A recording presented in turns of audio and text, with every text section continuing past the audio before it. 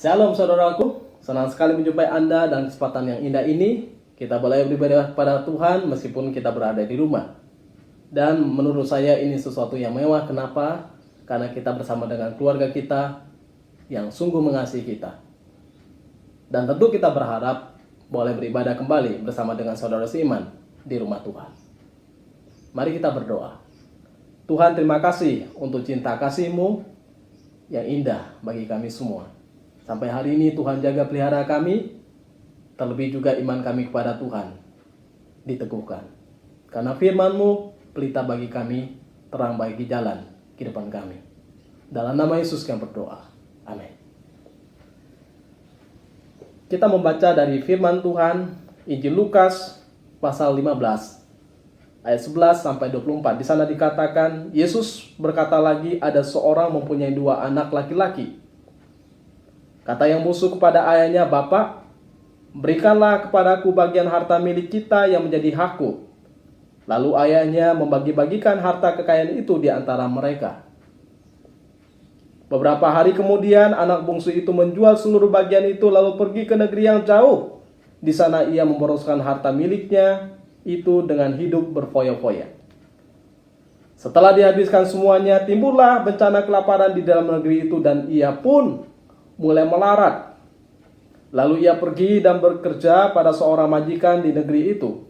Orang itu menyuruhnya ke ladang untuk menjaga babinya.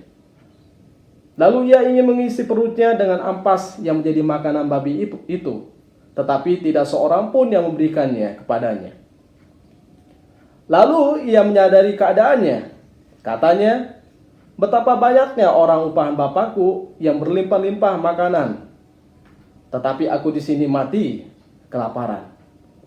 Aku akan bangkit dan pergi kepada Bapakku dan berkata kepadanya, Bapak, aku telah berdosa terhadap sorga dan terhadap Bapak. Aku tidak layak lagi disebut anak Bapak. Jadikanlah aku sebagai salah seorang upahan Bapak. Maka bangkitlah ia dan pergi kepada papanya. Ketika ia masih jauh, ayahnya telah melihatnya. Lalu tergeraklah hatinya oleh belas kasihan. Ayahnya itu berlari mendapatkan dia lalu merangkulnya dan mencium dia. Kata anak itu kepadanya, Bapak, aku telah berdosa terhadap sorga dan terhadap Bapak. Aku tidak layak lagi disebut anak Bapak. Tetapi anak itu berkata kepada hamba-hambanya, lekaslah bawa kemari jubah yang terbaik. Pakaikanlah itu kepadanya dan kenakanlah cincin pada jarinya dan sepatu pada kakinya. Dan ambillah anak lembu tambun itu, sembelihlah dia dan marilah kita makan dan bersukacita. Sebab anak ini telah mati dan menjadi hidup kembali, ia telah hilang dan didapat kembali. Maka mulailah mereka bersukacita. Saudaraku yang terkasih, apa yang membuat kita bahagia dalam kehidupan dunia ini? Yang membuat kita bahagia adalah ketika sesuatu yang hilang kemudian ditemukan. Ketika keluarga berantakan menjadi harmonis dan damai dalam rumah itu.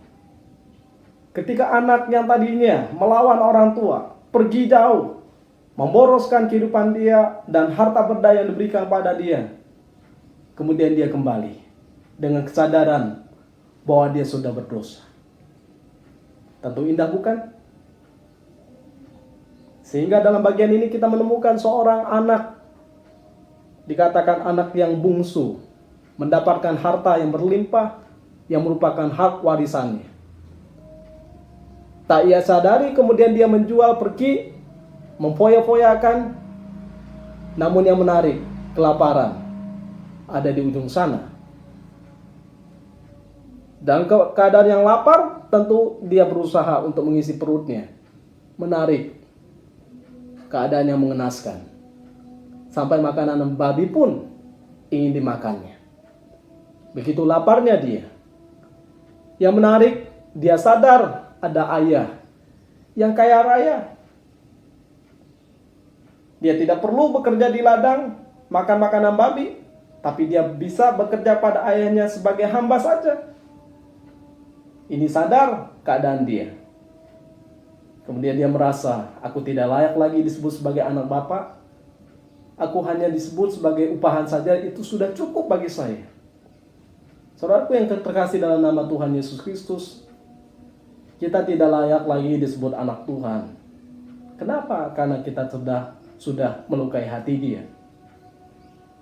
Kita sudah jauh dari hadapan Dia, telah berdosa kepada Dia. Itu sebab di dalam kitab Roma pasal 5 dikatakan, ketika kita masih lemah, ketika kita masih berdosa, ketika kita masih seteru dengan Allah, Allah datang dengan kasih-Nya.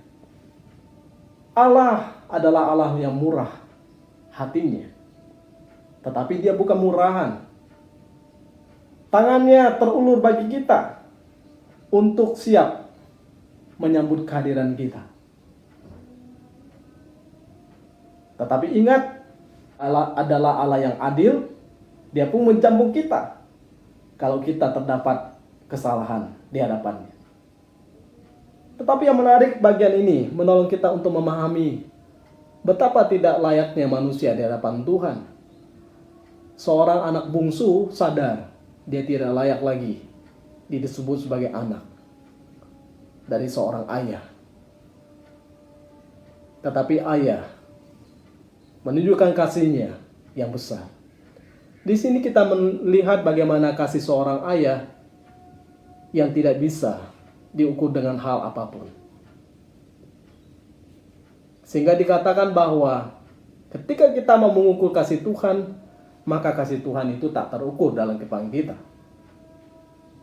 Kita hanya bisa mengukur betapa berdosanya kita di hadapan Dia yang tidak layak, yang harusnya dibuang jauh dari hadapan Dia. Menarik suatu kisah yang saya temukan dalam sebuah buku yang menarik. Dikatakan ada seorang bernama Fred. Dia seorang pengusaha yang luar biasa.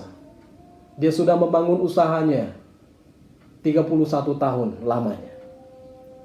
Kemudian tak disangka rekanannya menipu dia sehingga usahanya ambruk luar biasa. Tetapi kemudian ada sahabat baik yang berusaha menghibur dia dan juga bertanya kepadanya, Fred, apakah kamu merasa terpuruk dengan keadaan yang kamu alami? Apakah kamu merasa kecewa dengan situasi ini? Menarik jawaban dari seorang Fred. Dia berkata, tidak. Aku tidak merasa terpuruk, aku tidak merasa kecewa. Meskipun bisnis saya hancur karena seorang rekan yang menipu. Tetapi kalau aku ingat tentang keadaan aku yang dulu, maka yang dulu itu modalku hanya $50. Sekarang yang saya miliki adalah $500.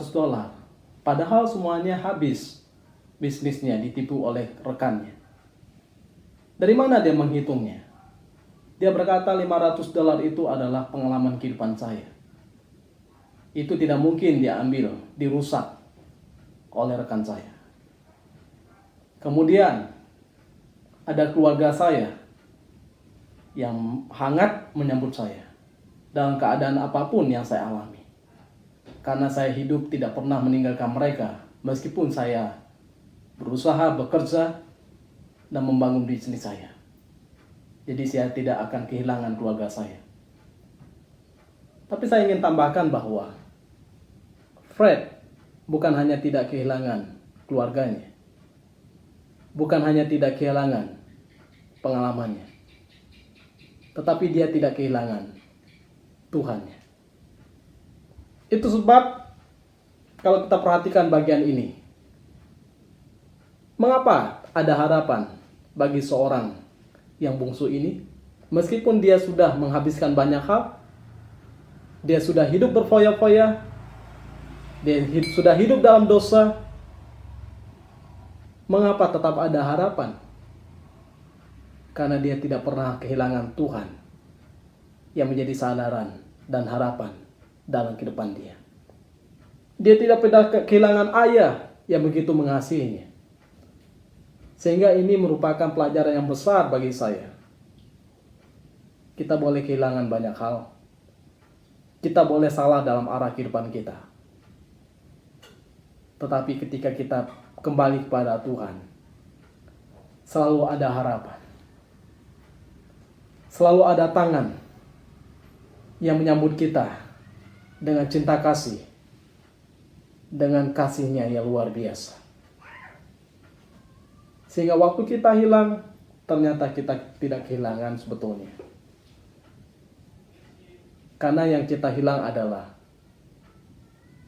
pemberian-pemberiannya, tetapi kita tidak kehilangan sang pemberinya. Karena itu berharaplah kepada Dia dan hiduplah di hadapan Dia dengan sungguh. Kita memiliki Allah kita yang hidup, yang mengatur, mengontrol, menjamin segala kehidupan kita. Mari kita berdoa. Bapa di surga, terima kasih cinta kasih-Mu bagi kami sehingga hari ini. Dan kami bersyukur Engkau Allah yang hidup, tempat kami bersandar, tempat kami mengadu, tempat kami memohon. Engkau jaminan kehidupan kami, kekuatan kami untuk melangkah.